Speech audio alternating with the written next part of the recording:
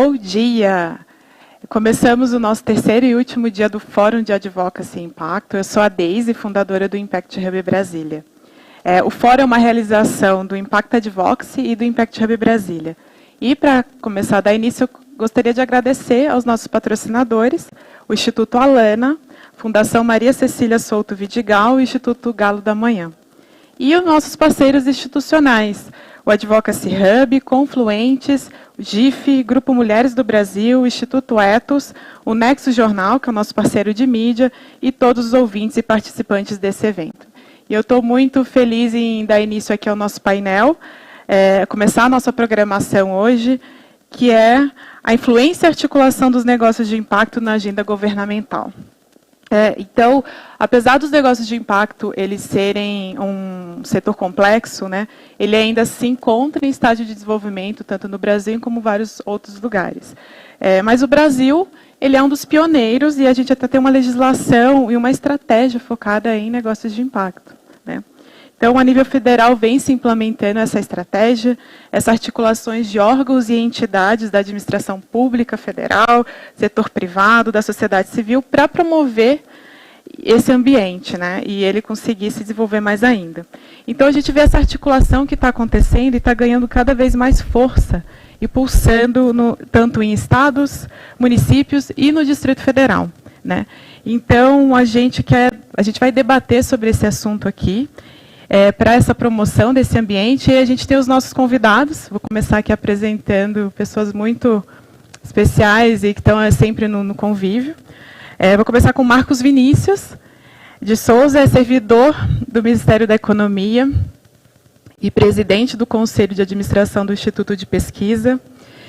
Ele assumiu posições de diretores e secretário de inovação no Ministério da Indústria e Comércio, além de subsecretário de Ciência, Tecnologia e Inovação do Estado de São Paulo.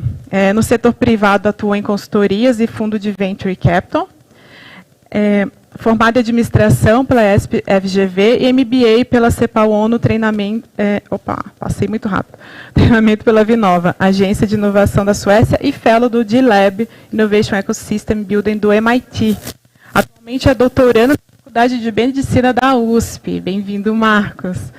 E nossa segunda convidada é a Raquel Caran, advogada, especialista em Direito Empresarial, com dupla titulação pela Universidade... Gente, eu não vou comentar todos os nomes das universidades aqui, que eu não sei pronunciar, mas na Alemanha, na Universidade na Alemanha, Erasmus na Holanda, focado em mestrado em Direito e Economia. Ela é sócia fundadora do escritório TESC da Sociedade de Advogados em Curitiba, coordenadora do Grupo Jurídico B do Sistema Brasil, que a gente é parceira aí, firmes e fortes. E ela é representante do Sistema B no Comitê da Estratégia Nacional de Investimentos em Negócios de Impacto, Impacto, que a gente vai comentar aqui do Ministério da Economia, onde ela colidera o grupo de trabalho dedicado ao macroambiente normativo federal. Bem-vinda, Raquel. E o nosso terceiro convidado é o Lucas Maciel, agrônomo, com especialização em gestão governamental e mestrado em agricultura familiar e agronegócio pela UNB. Foi assessor especial do Ministério do Desenvolvimento Agrário, assessor da Secretaria-Geral da Presidência da República, coordenador-geral das Relações Estudantis da Secretaria de Educação Superior do MEC e engenheiro da Companhia Nacional de Abastecimento. É assessor da Secretaria de Inovação para Investimentos de Impacto, para investimentos e negócios de impacto no Ministério da Economia, onde ele coordena essa estratégia nacional de investimentos e negócios de impacto, que une 16 órgãos públicos e 10 privados. Muito feliz de ter vocês aqui, Lucas. Então, gente, para a gente começar esse nosso debate aqui e sobre essa construção desse ambiente normativo, até por uma questão cronológica dos fatos dessa estratégia, eu vou começar com o Marcos, né? E a gente pode observar, Marcos, que durante a sua trajetória e sua atuação como gestor público, você sempre vem provocar essas mudanças, né, efetivas, né? Então, eu queria que você comentasse um pouco qual que é a sua motivação para provocar essas mudanças, quais os desafios que você enfrenta, né, como gestor público dentro do governo, Estado, atuando, e principalmente nesse foco da Estratégia Nacional de Investimento de Negócio de Impacto. Como é que foi a sua experiência e como é que você conseguiu manter o ritmo para efetivamente isso sair do papel? Bem-vindo, Marcos. Excelente, obrigado, Deise, pelo convite, você e o João pelo evento que estão organizando. É um prazer estar aqui. E o interessante é que essa pergunta que você fez, o que, que me motiva, até uns 4, 5 anos atrás eu também não sabia responder. Mas depois de um trabalho que eu fiz com coaching, eu fui percebendo da onde que vem essa motivação, né? Acho que um ponto é a própria característica pessoal minha mesmo. Mas aliado a isso, teve uma questão de própria desenvolvimento da minha carreira. Então, por exemplo, eu fiz administração pública na FGV e lá eu tive o primeiro contato já com a empresa pública, a Júnior Pública FGV, que é justamente focada em projetos do setor público e do terceiro setor. Então ali eu já tive o primeiro contato. Aí depois, no final do curso da faculdade, eu participei de um programa que foi com a Choca de empreendedorismo social. E aí tive mais contato ainda com esse mundo. E depois acabei sendo contaminado, literalmente, pelo vírus da inovação e de startups, indo trabalhar em fundo de venture capital. Então, essas trajetórias foram me trazendo essa formação que realmente é pensar por que motiva, né? Qual que é a motivação. Então, assim, minha motivação, minha paixão é a inovação. Inovação é pensar em como é que você olha uma situação e vira ela de cabeça para baixo para resolver aquilo, e basicamente sempre buscando algumas coisas. Assim. Como é que eu posso transformar isso em uma coisa mais barata, mais rápida, com melhor qualidade, com mais gente sendo atendida e com pessoas mais satisfeitas usando isso, seja uma política pública ou qualquer outra coisa. Né? E aí, essa questão da motivação, quando você tem essas características, o que me motiva a estar dentro do governo é o alto impacto das políticas que a gente desenvolve. Né? Então, acho que não tem lugar que seja mais impactante em termos de apoio ao social, à economia, do que o próprio governo. E ali é muito satisfatório, é muito legal você ver com um programa que você desenvolveu, tipo Inovativa, atendeu 2.000 startups que estão crescendo, que você está ajudando eles a gerar emprego, a criar novas empresas. Programas de treinamento que a gente desenvolveu, onde você vê jovens, muitas vezes de baixa renda, sendo treinado e empregado e mudando a realidade da família dele. Então, quando você pensa nessas mudanças e você vê a escala para milhares e às vezes até milhões de pessoas, é muito interessante, assim, muito motivador. Apesar de muitas vezes a gente no governo receber muitos convites do setor privado com bons salários, no final do dia é difícil competir, você acordar todo dia e estar interessado em vender software, celular, equipamentos eletrônicos. Pelo menos para mim é difícil competir isso com mudança realmente da realidade. Né? E aí, essas características trazem também alguns desafios, né? Já que você perguntou. O principal desafio que eu acho que tem dentro do governo é o próprio tema que eu estou trabalhando há 15 anos no governo, que é o tema de inovação. Então, assim, inovação, queira ou não, tem pouco conhecimento dentro do próprio governo e eu diria até na própria sociedade. E esse pouco conhecimento gera uma baixa importância, geralmente, dentro dessas instituições. Então, pouca gente entende o que a gente está falando de internet das coisas, inteligência artificial, política de dados, e até negócios de impacto. Até negócios de impacto, que é um tema muito novo ainda teve isso daí. Então, assim, esses desafios geram exatamente o título desse evento que a gente está.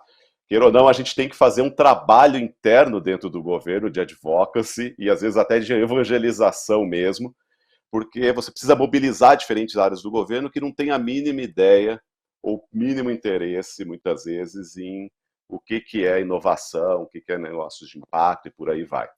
E justamente por ser novo esses temas ou essas temáticas, ela envolve maior risco na hora que você desenvolve uma política pública. Né? Então, assim, testes, pilotos, muitas vezes precisam ser feitos para você ter uma boa política pública, mas muitas vezes esse desenho não é compatível, por exemplo, com o timing político. Muitas vezes, pela janela política que a gente tem, os governantes querem fazer o mais rápido possível em larga escala. Só que é difícil você fazer coisas em larga escala quando nunca foram feitas no Brasil. Então, essa questão é importante, é um desafio grande que a gente tem, conciliar alto risco dos projetos e de temas com o time político, e também a parte de talentos, né? Ou seja, onde que você arranja e consegue atrair pessoas dentro do setor público que trabalhem com inovação ou até com a parte de negócio de impacto. Porque não tem formação para isso, não tem concurso para isso. Você tem que capacitar, você tem que fazer a mudança cultural. Então, assim, achar esses perfis não é nada fácil. Mas depois que você consegue fazer isso, o negócio dura por muitos anos, e como, por exemplo, a equipe do Ministério da Economia, que a gente montou há 10 anos atrás e continua firme e forte aí. Então, assim, acho que esses são os desafios que eu vejo na hora que a gente define temas novos dentro do governo, nas políticas públicas. Ele é a pessoa que está coordenando a N-Impacto nessa estratégia, e ele atua com vários agentes para a implementação dessa agenda, né? Lucas, como é que é para você hoje coordenar e atuar essa estratégia, né, trazendo até essa perspectiva dos desafios aí que o Marcos trouxe, e qual que é o que você acredita hoje que é o maior desafio para o Estado continuar com essa manutenção dessa agenda em negócios de impacto? Lucas?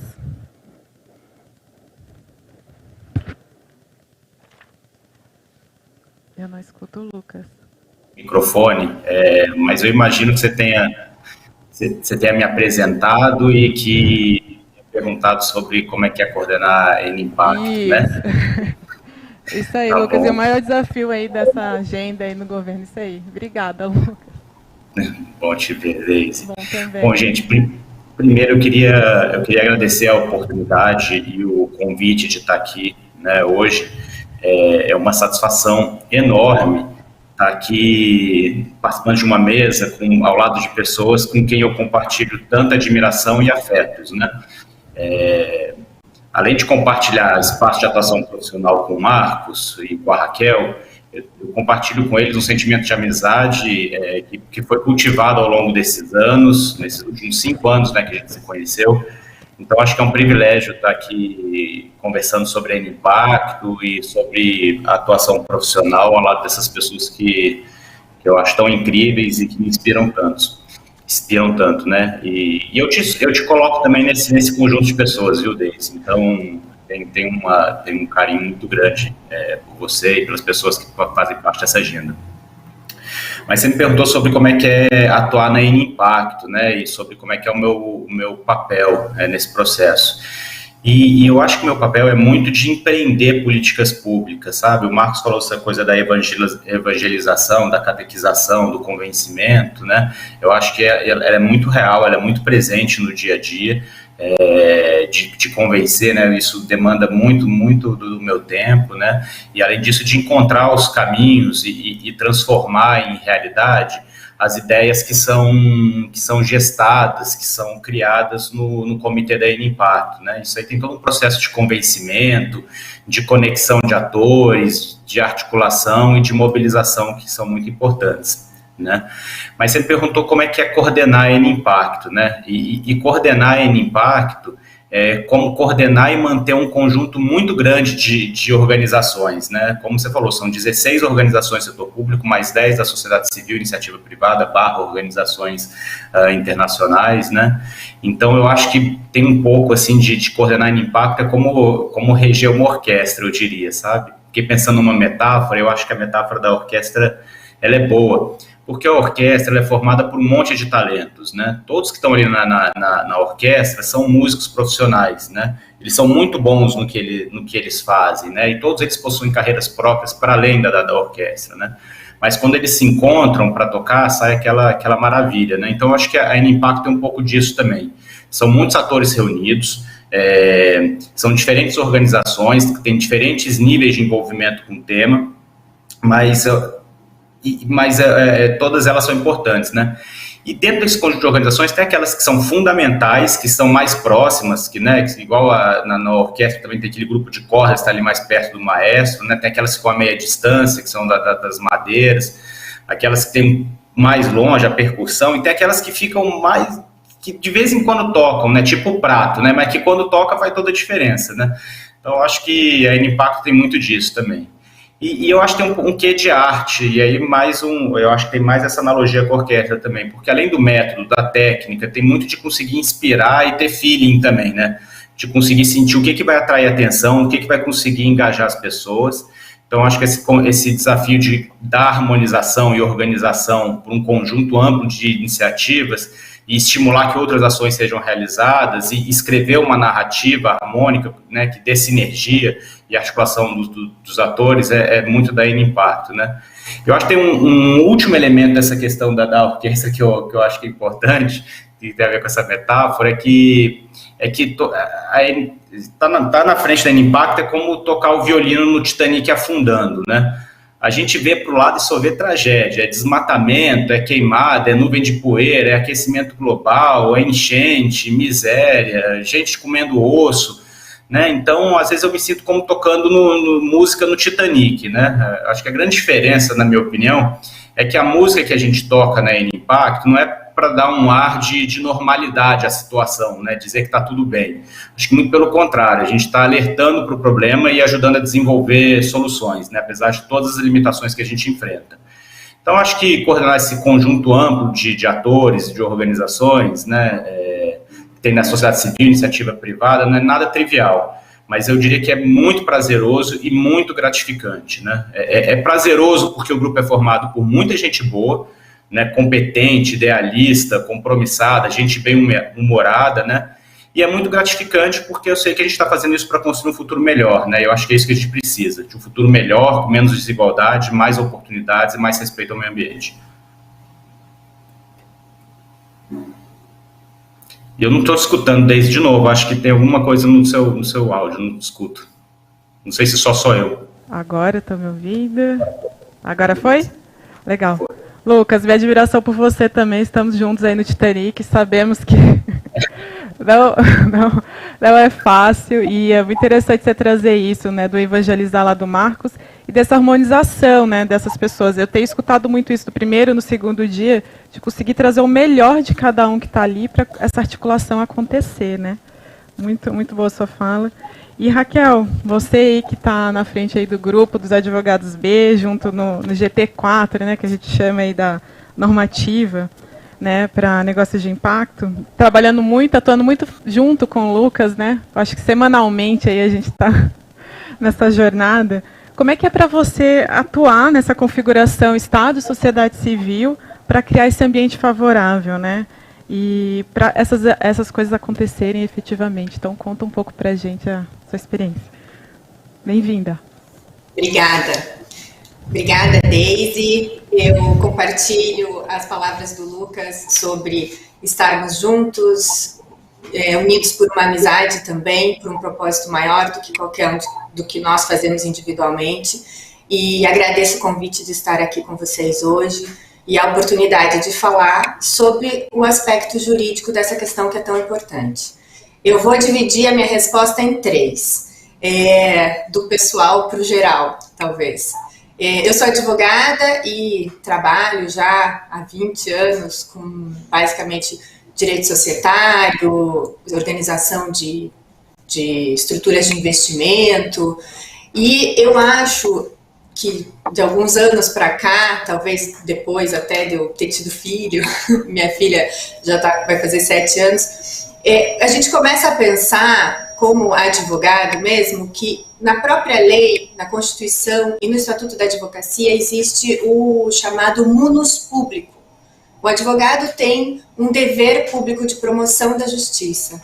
E a gente entra na faculdade, fica 5 anos dedicados a estudar e receber todas as ferramentas necessárias de aplicação da lei, e tem advogados desenvolvendo inúmeras atividades dentro e fora de estruturas governamentais, mas eu sentia e sinto até hoje, de certa forma, um incômodo que o estudante de direito entra na faculdade querendo mudar o mundo, passa 5 anos e sai um burocrata.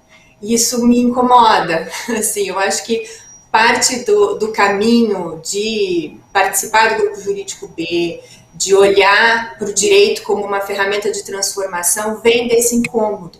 O incômodo do advogado não ser simplesmente um burocrata e da gente encontrar ferramentas concretas de exercício desse munus público de promoção da justiça.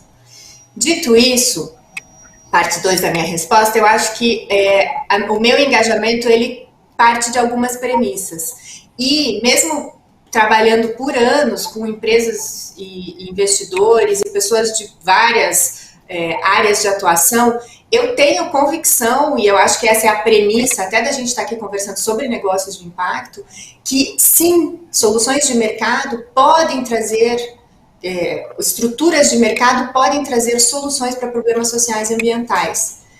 Eu entendo que a empresa, a atividade econômica, ela não precisa nem ser só o problema e nem só a solução. Eu acho que a solução pode estar dentro do que hoje a gente olha como um problema.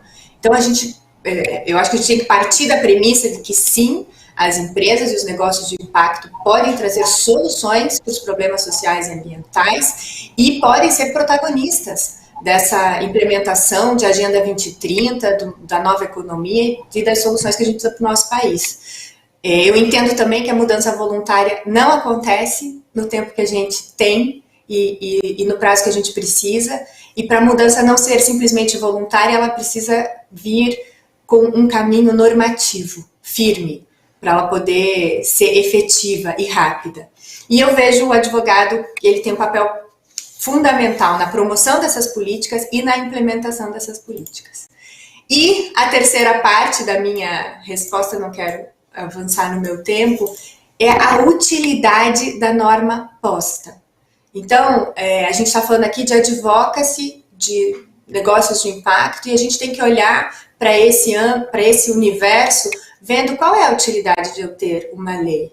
E aí, assim, a primeira delas, e quem me conhece já me escuta falar disso, é a gente não permitir o esvaziamento de conceitos. Quando cada um que fala negócio de impacto quer dizer uma coisa, esse conceito se esvazia no tempo, é natural. Então, a gente precisa ter um conceito jurídico para dar segurança para quem está falando e promover uma infraestrutura normativa para esse desenvolvimento. Então, o risco jurídico ele é mitigado pela norma posta. A norma posta cria a infraestrutura de mudança de cultura empresarial que a gente precisa, que deixa de olhar o problema, o dano, só sob a ótica de mitigar esse dano. A gente precisa que as empresas olhem para suas atividades querendo promover um benefício social e ambiental, sem prejuízo do lucro, mas dentro dos seus próprios instrumentos. E, por fim, a norma posta ela tem também como ferramenta corrigir falhas de mercado. E aí a gente está falando de transparência, de trazer essas informações, reduzir a assimetria de informações com relatórios de impacto, com prestação de contas, com até uma homogeneização, uma harmonização da forma de ver o impacto e entender a atuação das empresas. Então, como advogado, eu busquei um caminho talvez de menos transação e mais conexão, entendendo que o advogado e a norma posta e o advocacy em prol dessa nova economia pode ser útil e é mais do que nunca urgente. Raquel, muito obrigada. É muito motivador, né, quando a gente consegue unir tanto pessoal como profissional, né, e colocar isso a dever do público, como você falou, e a gente vê isso, né, nos gestores públicos, principalmente, colocando isso a serviço, né, e todo mundo conseguir conectar e fazer essas conexões. E essa última sua fala também, assim, como é que a gente consegue não só colocar a serviço, mas também concretizar para que isso seja efetivo, né, e consiga realizar essa perspectiva que a gente entende, né, de função, enfim, e no que a gente está tratando aqui como negócios de impacto. E eu vou fazer essa agora a nossa segunda rodada aqui, voltando com o Marcos, né? Então, Marcos, como é que você acredita que é o papel do Estado para promover esse ambiente favorável para desenvolver o investimento em negócios de impacto, né? Você trouxe um pouco dos desafios nessa questão de evangelizar e conseguir articular, né, que o Lucas também trouxe isso, colocar a harmonia de todos os agentes. Então, como é que você entende o lado do Estado nessa perspectiva. Excelente, Daisy. Aí eu vou fazer uma cola de uma definição que foi desenvolvida num trabalho do Global Steering Group on Impact Investment, o GSG, que consegue colocar isso em caixinhas, o papel do Estado das políticas públicas para impacto, né? Basicamente, os papéis que o Estado teria no desenvolvimento de facilitar. O outro é um papel de participante desse ecossistema de impacto. E um terceiro que seria um papel mais típico e que todo mundo conhece do Estado como regulador. Então, esses são as três grandes caixinhas, né? O que quer dizer isso? O facilitador, o papel de facilitador, é quando o Estado cria ou organizações, ou novas áreas, ou órgãos, ou políticas, para geralmente educar sobre um determinado impacto. Educar é o máximo possível da sociedade em saber o que é isso, mas também apoiar esses próprios negócios. Então, como facilitador, por exemplo, o Estado pode desenvolver capacidades internas para fazer esse tipo de política. O Estado pode criar programas de capacitação e treinamento para diversos públicos do setor público, privado, terceiro setor, para essa lógica de impacto, criação de estratégias nacionais, mobilização de órgãos dentro do próprio governo e agências. Então, esse é o papel de facilitador. O Estado ajuda. Tem um segundo papel que eu comentei, que é o de participante. Aí, nesse caso, o Estado entra como mais um participante dentro do ecossistema, como se fosse um participante público ou um participante privado. Mas o que acontece é que, devido ao tamanho do Estado e o poder de alavancagem que o Estado tem, esse tipo de papel como participante faz com que o Estado consiga mover muito rápido a direção de determinado ecossistema. Então, por exemplo, dentro de participante, o Estado como participante, o Estado pode entrar, por exemplo, como um investidor em fundos dedicados a impacto. Então, assim como um investidor privado ou um venture philanthropy, o Estado entra como um cotista, como um LP aí, a fazer esse investimento junto com outros parceiros. Uma outra possibilidade de participação do Estado é como demandante desses produtos ou serviços que são oferecidos por negócios de impacto. Aí a gente pode falar de compra pública de impacto, por exemplo, compra pública de negócios de impacto, ou pode falar também, por exemplo, um pagamento por performance, onde o Estado adquire determinada solução e paga de acordo com o atingimento de metas pré-definidas, cujo um dos exemplos mais clássicos é o Social Impact Bonds. Então, esses são exemplos que o Estado entra como participante do ecossistema de impacto, lado a lado com outros interessados também no tema. E, finalmente, o de regulador, né? Aí o de regulador é basicamente fazer normas, leis, regulações para negócios de impacto. E aí é o papel mais típico que o Estado tem. E aí, por exemplo, do que pode ser criado dentro desse papel de regulador, por exemplo, uma personalidade jurídica própria para negócios de impacto, que inclusive é um trabalho que a própria Raquel está desenvolvendo dentro da N Impacto. Você pode, por exemplo, criar incentivos fiscais, tanto para o investidor em negócios de impacto, quanto para os próprios negócios de impacto. Você pode, por exemplo, criar padrões que o Estado coloque para mensurar o impacto, para você ter acesso a determinados tipos de programas do Estado. Você pode, por exemplo, criar produtos financeiros para o varejo, por exemplo, crowdfunding, que agora está tendo uma regulação piloto da CVM, justamente para tentar regular algo que é novo dentro do mercado. Então, esses são os três papéis que o Estado geralmente desempenha para negócios de impacto, né? Um facilitador, ou podemos falar um fomentador aí, uma parte como participante e um como regulador. Obrigada, Marcos. Ficou muito claro, você até trazer bem pontuado aqui e muito concretos exemplos também, né, que a gente vem trabalhando tanto na estratégia, né, dessa questão normativa, de ferramentas de negócio de impacto, como você citou, dos social bonds, né. Então, é muito interessante você trazer essa perspectiva para a gente. E, Lucas, aproveitando essa fala do Marcos, né, desses 3 eixos aí que o Estado pode atuar, como é que você vê a importância dessa atuação e com essa rede para articular, né, para manter e fazer a manutenção dessa agenda de impacto no Brasil? Tá, esse é um desafio que eu lido diariamente, sabe, Daisy? Como que a gente mantém, então, assim, de forma bem objetiva. Eu acho que o maior desafio para a manutenção dessa agenda no Estado é a gente conseguir comprovar a relevância do setor de impacto, né? E acho que em termos retóricos, a gente tem conseguido convencer que esse é um setor estratégico, que tem crescido e que é benéfico para o país e que demanda atenção do poder público. Acho que os atores que a gente tem conversado, a gente tem sido bem sucedido nesse processo de convencimento retórico, né? Prova disso é a quantidade de organizações que a gente tem conseguido mobilizar e manter mobilizado, né, nesse setor, né? A Impacto acho que é a prova mais evidente disso, assim, né?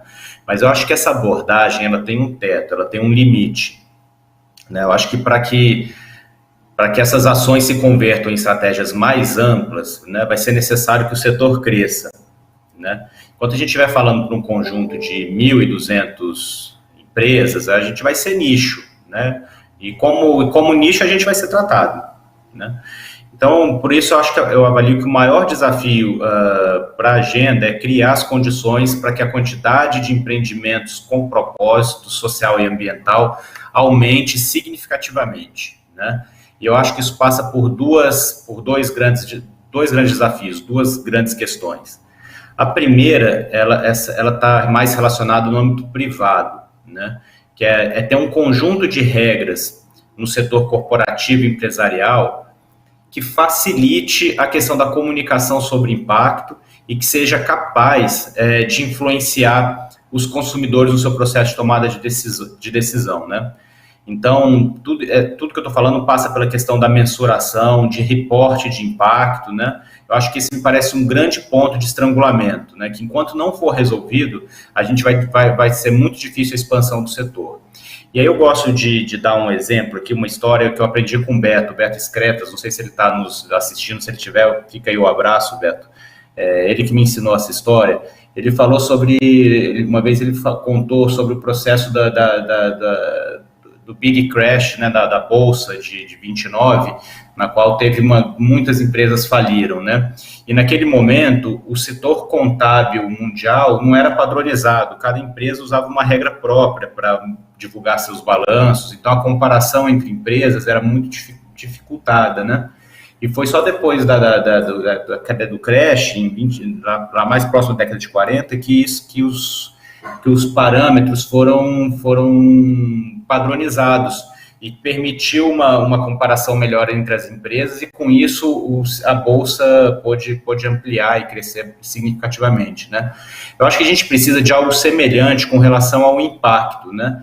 Tem muita coisa que tem avançado na agenda ESG, mas a gente precisa comunicar melhor a questão do impacto, né? Qual que é o impacto que determinada empresa gera e, a partir disso, permitir a comparação entre empresas de impacto, entre negócios de impacto. Eu acho que quando esse passo for dado, o setor vai crescer muito, né? E tem muita gente boa pensando sobre isso. Acho que o mais promissor nesse processo é a questão da monetização do impacto gerado, né? Conseguir converter em moeda o impacto social e ambiental gerado e, com isso, permitir uma comparação maior entre as diferentes empresas, né? Eu acho que quando isso for feito, a gente vai dar um grande salto. Mas tem um segundo desafio que eu queria abordar também, que ela não está no setor privado, ela está no setor público, né? Eu acho que o desafio passa pela criação de políticas que sejam mais abrangentes e que sejam mais adequadas ao setor, né? E eu acho que para fazer essas políticas, é necessário ter uma definição mais precisa sobre quem são esses sujeitos de direito, né, que fazem jus aos benefícios das políticas públicas que são criadas, né. Isso passa pela questão das compras públicas, como o Marcos mencionou, isso passa pela questão de linhas de crédito com taxas de juros mais atrativas, isso passa pela questão da criação de instrumentos financeiros por eventuais benefícios tributários. Enfim, qualquer ação mais abrangente para o setor de impacto, ele vai perpassar por um desafio de conceituação, de regulamentação, de definição de quem que é esse sujeito de direito que faz jus a esses benefícios, né? Isso é um super desafio regulatório que não é trivial, a gente tem se debruçado sobre isso nos últimos anos, a gente tem algumas propostas, mas é uma tarefa bem grande e desafiadora. Obrigada, Lucas. Acompanhamos aí os desafios diários, semanais, dessa manutenção dessa agenda, que você tem feito um trabalho excelente. E acho que fica bem claro, assim, você trouxe pontos bem relevantes, né, de comunicar, de criar condições, ter essa política, entender, né, de quem, o beneficiário. E eu queria chamar a Raquel para essa rodada e entender qual que é a sua perspectiva e visão, né, desse ambiente normativo de negócio de impacto para o Brasil, dado desde o papel do Estado, como essa manutenção acontecer. Eu queria ouvir um pouco aí, Raquel. Obrigada, Daisy. Essa discussão que a gente está tendo aqui, ela acontece em diversos países, né? Nós, assim, todo mundo está olhando para a pauta e vendo o que precisa ser feito para melhorar e ajustar e criar esses caminhos. Eu acho que, assim, filosoficamente, a gente tem que olhar para a questão normativa, e é uma das coisas que a gente faz no GT4, sobre o aspecto de remover obstáculos ou preencher lacunas. Não acho que há necessidade de reinventar a roda, juridicamente falando, e não é essa a experiência que a gente vê em outros países e no Reino Unido, que é um bom exemplo e uma referência nessa matéria. Então, a atuação, eu vejo assim, como perspectiva, tanto eu vejo a perspectiva sobre o aspecto do direito societário, que é aí o que a gente está falando de criar uma qualificação jurídica que aproveita todos os tipos legais que existem, então se é uma limitada, uma sociedade anônima, uma Eireli, uma sociedade simples, ela pode se qualificar como uma empresa de benefício, é a nomenclatura que está sendo usada, a exemplo das Benefit Corporations nos Estados Unidos. Então, existe assim, um caminho societário que pode ser explorado. E aí ele é feito através de uma lei que cria a qualificação jurídica, cujos elementos são adotados no estatuto ou no contrato social da empresa, livremente adotado pelos próprios sócios, uma vez que a gente não pode e não deve engessar um campo que está em plena expansão e criação e que acontece muito dentro de um universo muito criativo, né, da própria inovação. Outro lugar que eu acho que é uma das nossas perspectivas é no âmbito do direito administrativo. E aí a própria estratégia nacional foi criada por um decreto presidencial. E ela é uma estratégia de Estado, não é de governo. Então ela tem prazo de vigência de 10 anos da data da criação inicial, então ela vai até 2027. Então, o que aconteceu no âmbito do direito administrativo foi que estados começaram a criar suas estratégias estaduais, suas políticas estaduais, de forma compatível com a estratégia nacional. E, na medida em que esses estados, cada um foi criando a sua e houve uma manutenção de estrutura interna compatível com a N-Impacto, essas estratégias estaduais, tem uma municipal e tem uma no Distrito Federal também, que você acompanha de perto, elas vão poder ser vinculadas, criadas, conectadas entre si através do que a gente está chamando de Simpacto, que é um projeto de criar um sistema nacional, um local de integração nacional das estratégias locais, para potencializar tudo que os estados e os municípios queiram fazer em todas essas frentes que foram faladas, tanto pelo Marcos quanto pelo Lucas.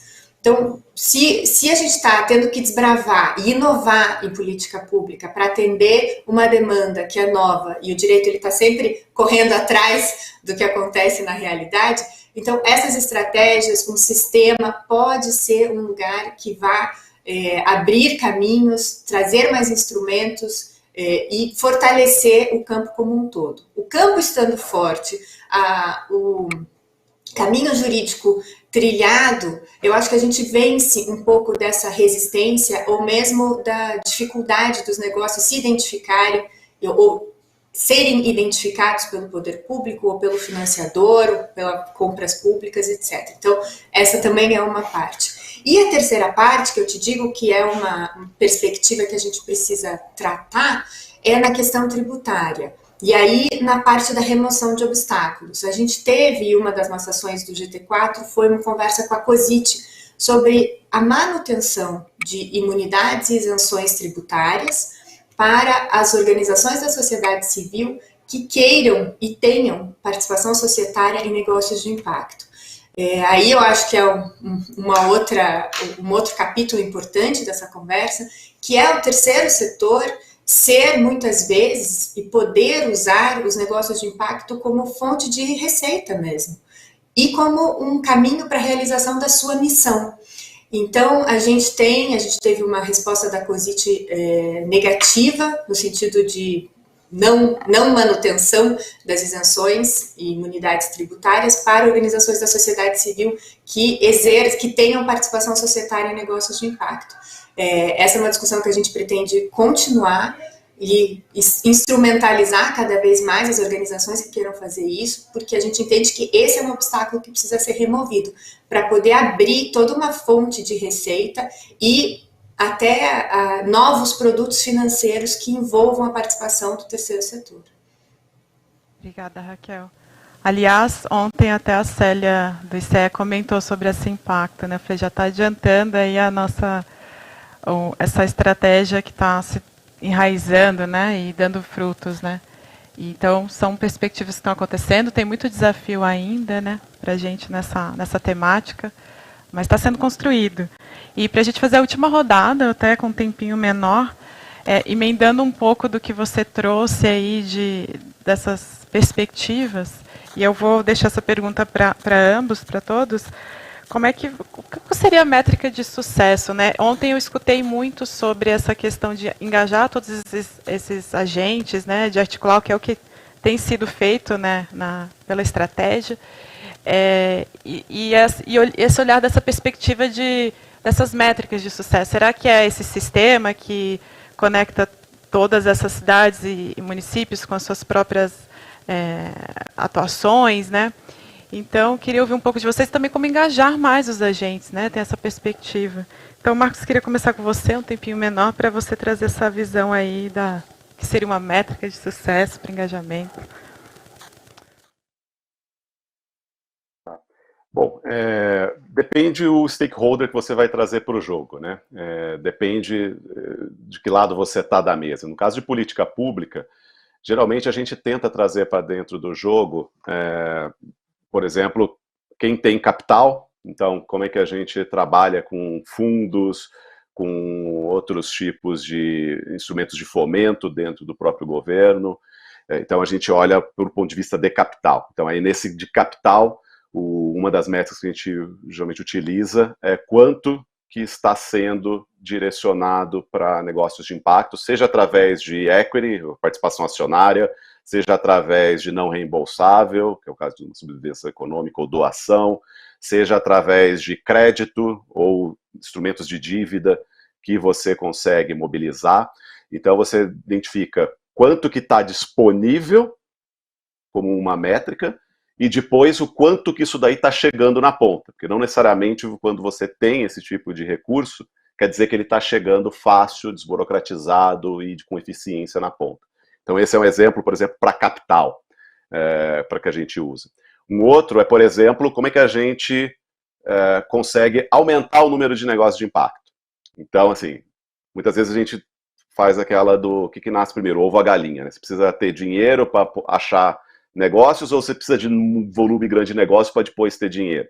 Então, um segundo componente é gerar novos negócios de impacto, ou até tornar conhecido que muitos dos negócios hoje que não sabem o que é negócio de impacto, eles são de impacto. Então, como é que você consegue aumentar o número de negócios que sabem e se denominam como negócio de impacto? E, dentro de negócio de impacto, como que eles medem isso? Ou seja, quais as métricas de impacto social ambiental que eles monitoram dentro das suas empresas. Então, esse, por exemplo, é um segundo bloco de indicadores, que é novos negócios de impacto que estão surgindo ou se identificando e medindo o seu desenvolvimento. E um terceiro que a gente pode usar é, por exemplo, o que a gente chama de intermediários, né? Então, quem é que pode ajudar a gente a tornar esse conhecimento de impacto mais escalável dentro da sociedade? Então, a gente está falando aí de aceleradoras, a gente está falando de incubadoras, a gente está falando de instituições como Impact Hub, a gente está falando de universidades para gerar conhecimento, pesquisa e orientação para os alunos que quiserem entrar no empreendedorismo de impacto. Então, nesse caso, o que a gente avalia pode ser alguns exemplos de métricas, número de pesquisas ou publicações de impacto, número de incubadoras que usam ou têm treinamentos ou capacitação para atuar em negócios de impacto. Então, esses aí são alguns exemplos que a gente pode usar como métrica de sucesso, e para cada um deles você vai ter diferentes stakeholders para trazer dentro da mesa. Obrigada, Marcos. Eu queria ouvir um pouco também do Lucas, né? Nessa perspectiva, complementando a fala do Marcos, e desses desenhos que estão sendo feitos, né, da própria Simpacto. Lucas. Ixi, eu não escuto. De sucesso, né? Essa pergunta, ela tem a ver com uma das preocupações que a gente tem no âmbito da N-Impacto. Esse ano a gente contratou um consultor, a gente contratou 3 consultores da N-Impacto esse ano. Um deles está debruçado sobre a questão do impacto da N-Impacto, uma avaliação de impacto. E isso é um processo super complexo, assim, não é fácil, tem várias dificuldades de avaliar o impacto do impacto, porque é um problema complexo, são múltiplos atores, tem pouco tempo de implementação, e a gente está abordando algumas estratégias, né? Mas tem gente boa no mundo trabalhando sobre isso, né? Então a gente tem levantado bibliografias, estudado como outros países têm feito isso. A Coreia tem um estudo bem interessante sobre essa questão, o Reino Unido. Então a gente tem se debruçado sobre essas melhores práticas. Mas todas elas passam para a questão de definição de indicadores, né? E ter um marco mais claro do panorama geral do setor. E eles passam por essas questões que o Marcos falou, né? Um deles é a questão do aumento da oferta de capital para o setor. O Brasil tem um claro descompasso entre o tamanho da economia do Brasil no mundo, a gente está entre aí as 11 maiores economias do mundo, né? E o que a gente representa, a fatia do nosso market share, né? No investimento de impacto mundial, tem um descompasso enorme. A gente tem menos de 1% do investimento mundial em impacto, né? Então a gente tem muito espaço para crescer aí. O outro é essa questão dos intermediários. Eu acho que a gente tem endereçado bem essa questão dos intermediários, o número de organizações que têm apoiado ações de investimentos de negócios de impacto. Eu acho que a maior prova disso é o desdobramento da N-Impacto em estratégias estaduais, né? A Raquel abordou isso, é o Simpacto que a gente tem, que a gente está chamando carinhosamente, mas já tem 8 estados que olharam para o que a gente estava fazendo no âmbito da N-Impacto em nível federal e passaram a replicar nas suas estratégias subnacionais, né? Significa que tem crescido, tem ampliado a quantidade de organizações que têm se debruçado sobre essa questão. Uma terceira forma tem a ver com essa questão da melhoria institucional e normativa, da qual a Raquel lidera, e a gente identificou 10 grandes áreas que precisam de melhorias institucionais e de regulamentação, né? Isso aí passa pela questão de compras públicas, passa pela questão de melhor definição do conceito, passa pela questão da possibilidade de fundos, fundações e institutos poderem investir em negócios de impacto, passa pela questão dos endowments, né, dos fundos patrimoniais, enfim, tem 10 áreas que já foram identificadas e a gente tem proposto melhorias regulamentárias, né, de regulamentação para esse setor. Então, acho que essa seria uma métrica de sucesso também, a gente conseguir identificar avanços nessas áreas. E, por fim, só para concluir, o resultado de tudo isso, aumento de capital, aumento de organizações intermediárias e aumento e melhoria do ambiente institucional normativo, a grande métrica é aumento da quantidade de negócios de impacto, né? E a gente tem muito a crescer ainda, a gente tem muito poucos negócios de impacto no país e precisa aumentar muito a quantidade de empresas que se reconhecem como negócios de impacto e que se conectam com essa agenda. Obrigada, Lucas. Eu acho que esse último ponto até, né, como fazer negócios dessa forma, né, atuando como negócios de impacto, né. A gente está nessa agenda aí junto. E é muito obrigada por pontuar tão bem você e o Marcos sobre essas métricas de sucesso. Queria ouvir um pouco a Raquel também, pensando na perspectiva até de como engajar, né. A gente está junto aí na jornada de engajamento dos advogados, pensando nessa atuação, né, porque é trabalho de formiguinha, né, trazer as pessoas nessa jornada. E aí, Raquel? Obrigada, Daisy. Eu acho super interessante, gosto de olhar para a métrica de sucesso também sobre um aspecto micro, e eu acho que, assim, acompanhamento anualmente nos relatórios e tal, e também macro. A gente, pelo Grupo Jurídico B, desenvolveu ao longo desse ano uma pesquisa para identificar quais são os maiores desafios que os negócios de impacto enfrentam no país. Então, está na fase de diagramação, o Grupo Jurídico teve o apoio da Aliança pelos Negócios de Impacto e do ICE, um trabalho praticamente inédito, e o que a gente quer criar com essa publicação? Uma publicação vai ser lançada em breve. A gente quer entregar isso na mão de todos que possam facilitar a criação de um negócio de impacto. Seja o contador, o advogado, o empresário, o investidor, o agente público. Então, o negócio de impacto não deve mais ser a exceção, ou o que dá mais trabalho, ou o que vai ter que ter uma solução que nunca foi criada em termos jurídicos, ou contábeis, ou de relatório. A gente tem que buscar um caminho para que, gradativamente, essa seja a regra. Isso seja o esperado, o mínimo esperado, até, eu diria.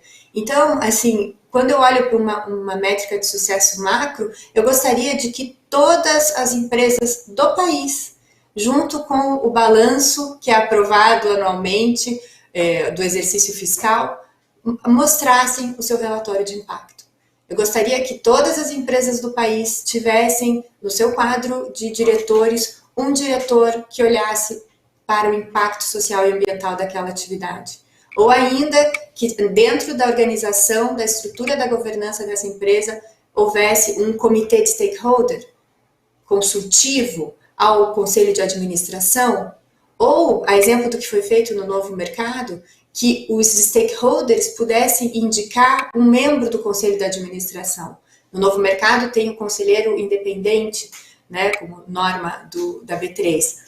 Por que a gente não pode ter o conselheiro de stakeholder e um diretor de impacto e isso tudo ser parte da rotina, do dia a dia? Isso eu acho que a médio, longo prazo, a gente ter trilhado esse caminho de criar estratégia, criar esses instrumentos hoje dedicados a um campo específico, mas que ele possa contaminar a economia como um todo. E aí a gente vai poder encontrar fontes de recurso voltadas para o bem-estar da sociedade e do planeta. Então, eu acho que talvez aí esteja a minha característica mais idealista, quando eu penso no sucesso dos negócios de impacto e no sucesso da estratégia, que ela seja o ponto de inflexão para uma mudança enorme e que cada e toda empresa do país possa ter dentro de si um impacto social e ambiental positivo e possa, para as próximas gerações, deixar algo muito melhor do que simplesmente uma última linha de balanço contábil no fim do ano, positiva e mais dinheiro nos bolsos dos acionistas. Eu acho que a gente precisa de mais do que isso para nos entendermos como uma nação verdadeiramente em desenvolvimento. Obrigada, Raquel. Aliás, compartilho com você esse desejo e entro aí no bonde dos idealistas dessa jornada de impacto. E é muito bom ouvir vocês, né, ter essa clareza assim, dos instrumentos que a gente tem hoje do ecossistema, do que está sendo feito, das articulações de pessoas tão competentes, né, atuando e dedicando seu tempo, né, e esse desejo de fazer essa mudança e construir esse mundo melhor que a gente acredita. Então, isso me motiva muito continuar nessa jornada. A gente sabe que ela tem vários desafios a serem enfrentados, mas a gente está aí firme. Então, para a gente encaminhar aqui para o nosso, fechar o nosso painel, eu queria ouvir considerações finais de vocês, que vocês gostariam aí de deixar aqui alguma fala que é necessária e não deu tempo para comentar. Então, palavras finais, Marcos? Bom, da minha parte, eu acho que iniciativas como as que vocês estão fazendo de advocacy para o negócio de impacto é fundamental. Nós, para criarmos a N-Impacto, nós tivemos que fazer muito advocacy dentro do próprio governo, indo área por área de cada órgão, cada banco, de cada secretaria, entendendo o que negócio de impacto tem a ver que pode ser gerado nas operações daquela área. Enfim, um advocacy que a gente fez internamente precisa ser feito externamente também, para que mais empresas do setor privado tenham conhecimento disso, para que novos governos, principalmente em outros níveis da federação, como estados e municípios, também consigam entender o que é isso e criar justamente essas políticas. Então, essa iniciativa de vocês de fazer advocacy pelo tema não só necessária, como fundamental para a gente conseguir ter bons resultados, não só na N-Impacto, mas em qualquer outra iniciativa. Então, meus parabéns aí para vocês. Esse tipo de iniciativa de advocacy para impacto é realmente fundamental e vocês acho que são um dos pioneiros nisso aqui no país. Obrigada, Marcos. Obrigada pelas considerações. Lucas? De palavras finais, fico aqui meu agradecimento, né, minha gratidão por estar aqui e parabenizar, né, a organização por fazer esse evento tão legal e propiciar esse momento, né. De palavra final, acho que eu queria deixar essa mensagem que a importância do advocacy e diria que mais do que o advocacy, da participação social, ela é enorme, né. Eu acredito que uma política pública legítima é aquela que é socialmente respaldada, né? Então, sem participação social, sem diálogo, não é possível a gente implementar políticas públicas que sejam legítimas, né? E acho que, além da questão da legitimidade, o diálogo, ele propicia também que o problema seja melhor compreendido, né? E qual que é a melhor abordagem para solucionar esse problema, né? Então, quando a gente conversa, a gente erra menos, né? Então, queria deixar aqui essa mensagem de agradecimento, de parabenização e da importância da participação social nas políticas públicas para a gente errar menos, conversar mais e tornar as políticas públicas mais legítimas. Obrigada, Lucas. Raquel? Obrigada. Também quero agradecer a oportunidade de estar aqui, muito bom. Eu quero agradecer especialmente ao Marcos Vinícius, que fez esse caminho em 2015, 2016, 2017 para a política estar em pé.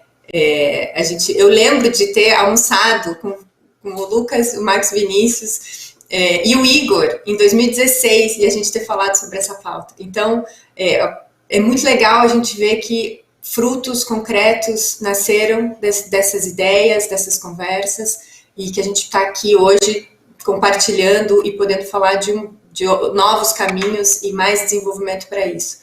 E também eu queria deixar um convite para todos os advogados, gestores, acadêmicos, empresários, investidores que tenham interesse para se conectar conosco e se engajar na estratégia local da sua localidade, da sua cidade, do seu estado, ou com o movimento. A gente tem grupos de advogados com gente do Brasil inteiro. Então, se você também foi picado por esse mosquitinho que depois nunca mais sai da sua vida, que é olhar para tudo buscando um impacto positivo, e quer se conectar, faça, nos busque, nos encontre.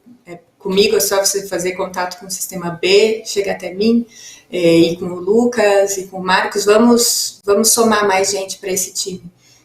Essa é a minha palavra final, são todos convidados.